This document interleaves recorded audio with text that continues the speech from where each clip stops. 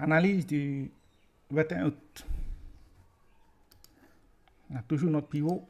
Après, comme on peut le voir aujourd'hui, on a comblé notre gap d'hier.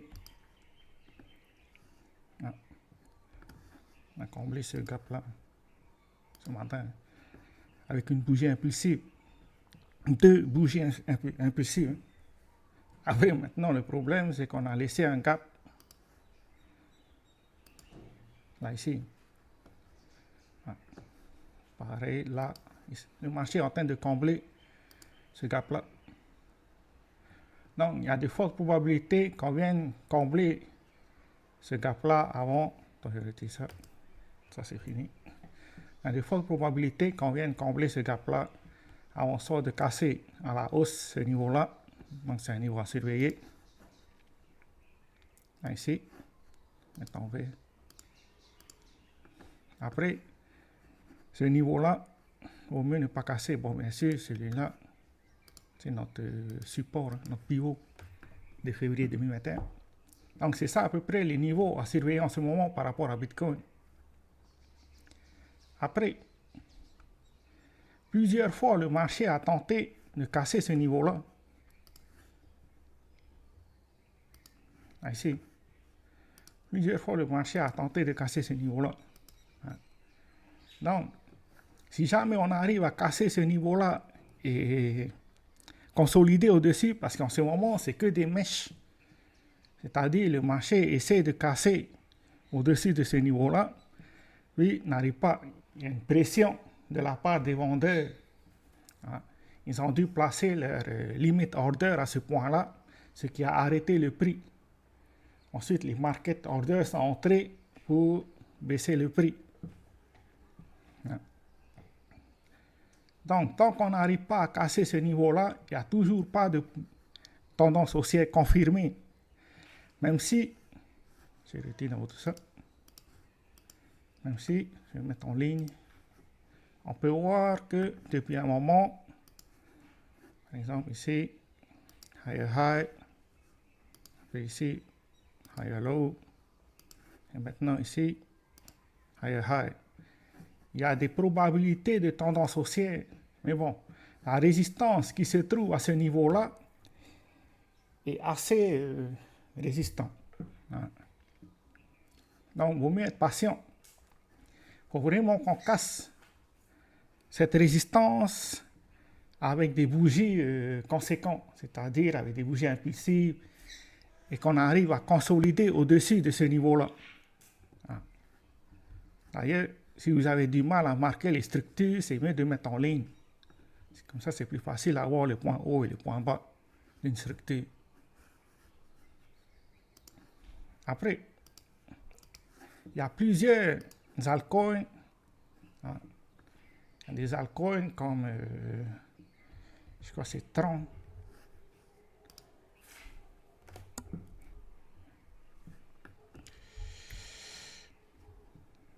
C'est ça, je crois. Il y a plusieurs altcoins en ce moment qui ont une tendance haussière. Ça, c'est en daily. Maintenant, le problème de ça, c'est que celui qui a fait montrer le prix, il s'appelle Justin Sun. Et si tu regardes ce qu'il a fait auparavant, c'est pas vraiment une personne de confiance, car il a tendance à faire monter le prix pour pouvoir vendre ses biens, ses cryptos. Donc, il vaut mieux rester prudent par rapport à ça. Tant qu'on ne confirme pas, c'est-à-dire tant que le Bitcoin ne confirme pas de tendance haussière, il faut au moins qu'il arrive à casser ce niveau-là en daily.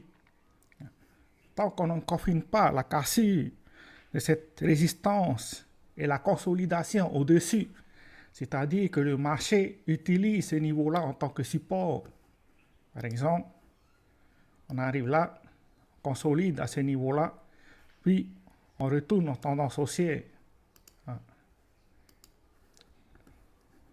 Après, en daily, c'est la cassure de ce niveau-là qui va confirmer les probabilités de tendance haussière à court terme. Donc, bien sûr, il faut vraiment la confirmation c'est-à-dire au moins qu'on arrive à casser cette ligne, que la bougie clôture au-dessus. Il y aura peut-être des probabilités de tendance haussière à long terme. C'est pour ça que le niveau de 68 000, c'est un premier niveau à surveiller. Après, par rapport à Ethereum, qui essaie de casser ce niveau-là, mais bon, plus il passe de temps là ici à accumuler, meilleur c'est. Maintenant, est-ce que c'est une accumulation ou est-ce que c'est une distribution?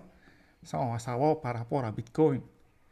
Si jamais Bitcoin arrive à casser les niveaux de 62 000, il y a de fortes probabilités que les altcoins montent.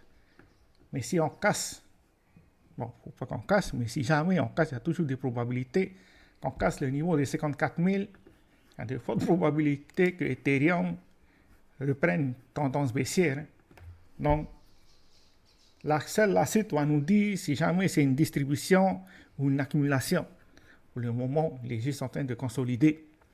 Mais bon, plus il passe du temps dans cette zone, et plus il y a de fortes chances qu'on ait une impulsion à la fin de cette consolidation. Maintenant, on espère que ça soit une impulsion haussière. Après, c'est pareil pour les altcoins. Tous les altcoins, ils ont à peu près le même graphique, c'est-à-dire un graphique baissier. Il n'y a que quelques-uns comme AAV qu'on a vu hier, Tron, TRX qu'on vient de voir. Il y a peu HNT, je crois, qui est pas mal, mais bon, c'est trop tôt pour se placer, surtout à long terme. Après, bizarrement, comment ça s'appelle, le SP500 ne veut pas faire de pullback. Donc, c'est vraiment dangereux. Il ne faut surtout pas se placer tant qu'on n'a pas fait de pullback. On met à attendre un pullback pour pouvoir se placer. Pareil pour le Nasdaq. On met à attendre le premier pullback pour pouvoir se placer. Surtout la réaction lors du pullback. Il faut vraiment voir s'il y a de la demande. Sinon, ça ne sert à rien de se placer. Parce que ça se peut qu'on retrace le mouvement qu'on a fait. Maintenant, s'il y a de la demande, normalement, on arrive à ce point-là et on commence à consolider avant de casser ces niveaux-là.